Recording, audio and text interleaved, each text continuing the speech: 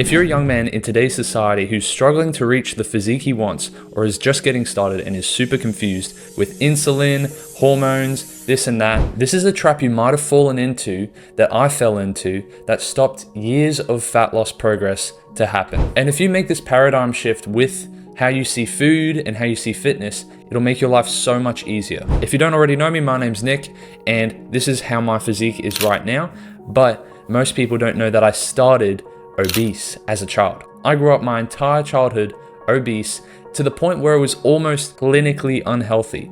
I was in the 95th percentile of obese kids by the age of 13, meaning that if I had kept eating for a little bit longer, I probably would have gotten diagnosed with something.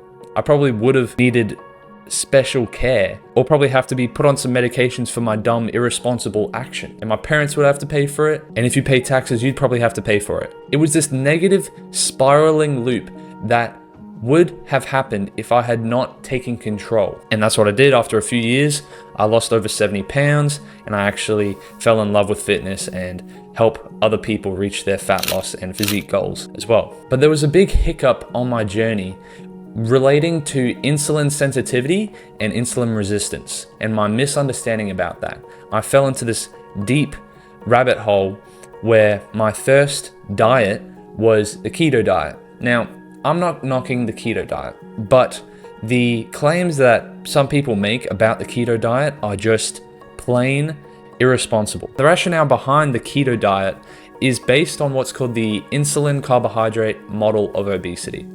Now, this is essentially where we look at insulin spiking foods and that being bad and that being the precursor for type 2 diabetes and stuff like that. So we want to avoid the insulin response, even though insulin is actually not all bad. Yeah, so essentially keto is to avoid the high insulin resistance that leads to type 2 diabetes. But for most people, there's an issue here because that is essentially going from eating these types of foods, that's the precursor for diabetes.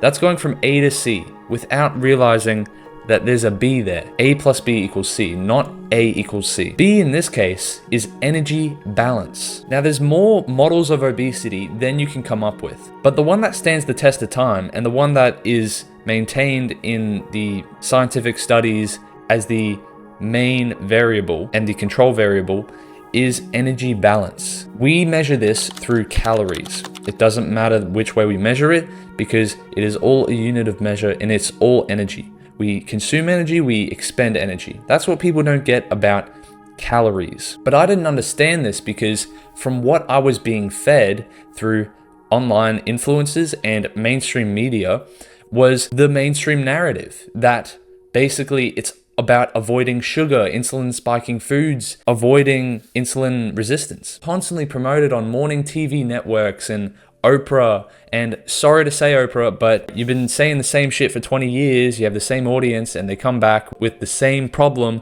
and you still suffer from the same problem. I believe she's on like medication now for Ozempic or something like that. That's not what we want to do. We don't want to have to resort to medications to get our physique right. And it's also worth noting that the agenda for eating less sugar has actually worked. We do eat less sugar as a whole than we did 40 years ago. The trend of sugar intake for the Western population, for Australia, America, Canada, wherever you live, low carb this, low carb that, and then things started dipping off. And as the sugar intake dropped, the obesity epidemic didn't stop, it just kept fucking going. So demonizing sugar on the whole hasn't worked. And it's something that plateaued my fat loss for 6 months to 2 years, because you put yourself in this mindset that you eat fat and then you start burning fat. But you don't realize that if you just keep eating fat, you will get more fat because you're eating more calories than you expend each day. And the fundamental aspect of weight gain or weight loss is energy balance, but it's not something that is shared widely and like is prefaced on these news networks, mainstream media, and it just confuses people because they don't actually know the fundamentals. But I'm not here to promote sugar intake. I think that sugar, if you eat it often, and if it's the fast acting form of sugar, then essentially it stimulates your appetite and that causes you to keep eating more. So be choiceful with what you eat more fibrous foods, eat more single ingredient whole foods and less processed junk foods. And that will allow you to keep your appetite steady and not feel like you're deprived and you just got to overeat things all the time and binge on things, which is what I did. It's actually kind of funny because the amount of energy and calories that are in some of these low carb products that aren't supposed to spike your insulin actually contain more calories and energy than the original food that it was based on. Like ice cream, for example, like Ben & Jerry's. If you buy a tub of Ben & Jerry's, it's probably what, like 800 calories. It's dense in calories.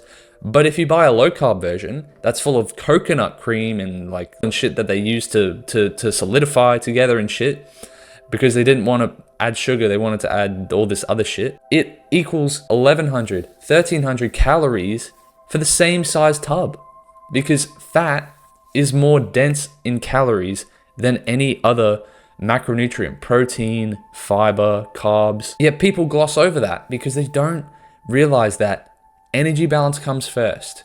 Then it comes to whatever macronutrients you want to split it as, whether you want to go 80% of your diet from fat or 80% from carbs.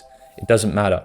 The number one factor comes down to energy balance. So if you're struggling with breaking through that weight loss plateau like I was, something that I would have benefited a lot from is basically everything is made up of numbers and it's like the Matrix essentially. What you want to do is you want to pick the lower number and therefore you can still eat more, but you can get fuller and you can actually lose weight. So when you don't want to hop on a meal plan, which I don't recommend for people just beginning, unless you're a bodybuilder, prepping for a contest, meal plans I don't think are for you. If you don't want to do that, then essentially pick a light version of a food. Pick the leaner version of a food. Swap out full cream milk for light milk. Swap out lamb or pork for chicken breast or turkey breast. And the biggest place where people get unnecessary calories is from what they drink. I drink water, okay? I don't drink any calories essentially. All my calories come from whole foods that I chew on that actually fill me up. Because when people buy a pizza, let's say, and they have a soda on the side, yet they don't realize that a bottle of soda with their pizza is like adding extra slice of pizza to their meal, but they don't realize it. What they could simply do is swap out the soda for a diet soda, or for sparkling water, or for freaking water, because society today has made it not cool to drink water for some reason. These simple swaps will help put you in the right direction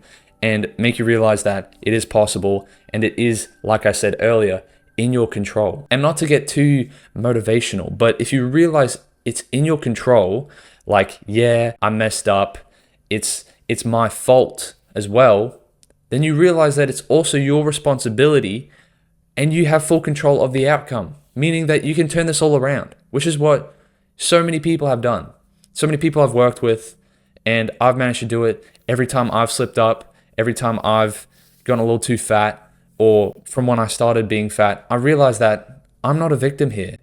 I'm the main character of my story, and you are the main character of your story. This is the cornerstone mindset of how you will be able to overcome this fat loss sticking point, or this fat loss issue that you have right now. And that's something I wish I could have told the younger version of me long ago. And if you found value from it, bro, please subscribe for more and like the video, as it's much appreciated. And if you want to join a like-minded community of young men on the same fitness journey, up the climb, up the mountain of fitness, then join the free school community below, bro. Leave no more lost potential.